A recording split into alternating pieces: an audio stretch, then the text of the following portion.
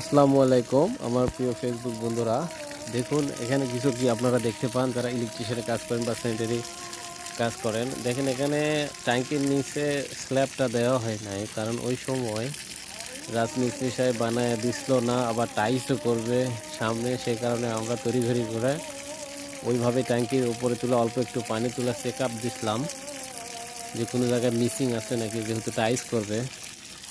যদি কোনো জায়গায় লুজ কানেকশন থাকে সেক্ষেত্রে পানি বের হয়ে যাবে, পানি চুয়াইবে। ওই জন্যই টাইস করার পূর্বেই আমরা সমস্ত কিছু চেক দিয়ে নিয়েছিলাম। ট্যাঙ্কি এভাবে অস্থায়ীভাবে কাঠের উপর রাইখা দেখেন।